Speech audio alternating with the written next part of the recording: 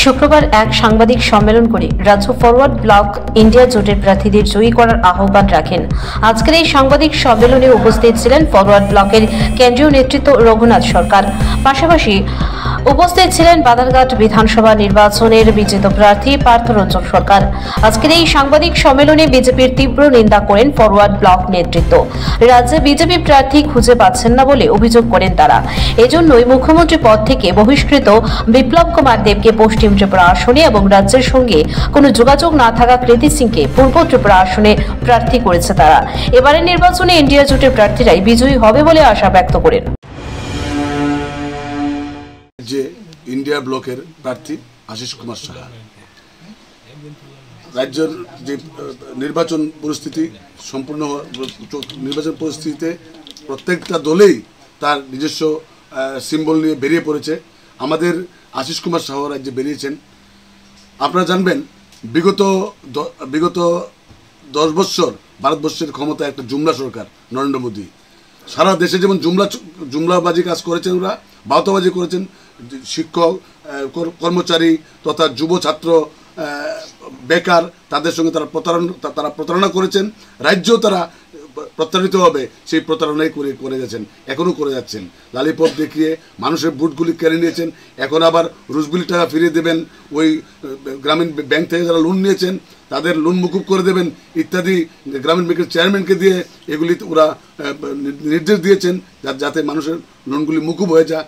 করতেন, আপনারা 2 মাস আগে কেন করলেন না? ইলেকশন পরিচালনা যখন শুরু হচ্ছে পরিক্রমা, তখন আপনারা করছেন মানুষকে ললিপপ থেকে ভোটটা কেড়ে নেওয়ার জন্য। এই দিয়ে রাজ্যের মানুষকে প্রলোভন দেখিয়ে আর ভোট নেওয়া যাবে না। রাজ্যের মানুষ প্রস্তুত।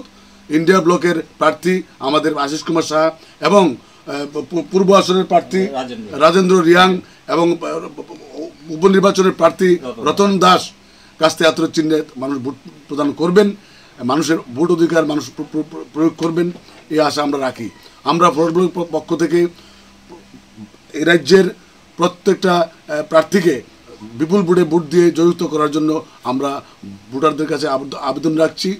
আশা করি আপনারা রাজ্যে শান্তি শৃঙ্খলা এবং আগামী দিনের যুবক যুবতী তথা শিক্ষক কর্মচারী এবং শিক্ষিত বেকারদের ভবিষ্যতের কথা ভেবে আপনারা ভোটটা দেবেন। তাদের লালিপপে তাদের এই জুমলাবাজিতে আপনারা পড়বেন না। ফরওয়ার্ড ব্লক প্রচারে যাবে কি? ফরওয়ার্ড ব্লক অলরেডি প্রচারে আছে, মানুষের কাছে যাবে, মানুষের কাছে ভোট ভিক্ষা চাইবে। আমাদের নেতৃত্ব প্রস্তুত। সারা রাজ্যে আমাদের নেতৃত্বরা কর্মীরা বেরিয়ে পড়েছে এবং কাজ করবে মানুষের জন্য।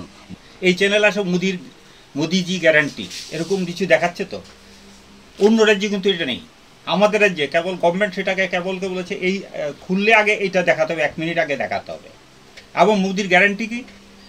মোদির গ্যারান্টি আমরা মনে করি রাজ্যে ভারতবর্ষ স্বৈর শাসন প্রতিষ্ঠা করা, রাজ্যের দেশটাকে বিদেশি হাতে তুলে দেওয়া, এটাই তার গ্যারান্টি। তার কোনো জুমলাবাজ সে তো যে প্রতিশ্রুতিগুলি দিয়েছে একটা কি রক্ষা করেছে?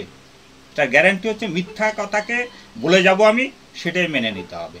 আজকে এর বিরুদ্ধে আমরা আশা করব ত্রিপুরাবাসী উপযুক্ত জবাব দেবেন ব্যালট পেপারের মাধ্যমে।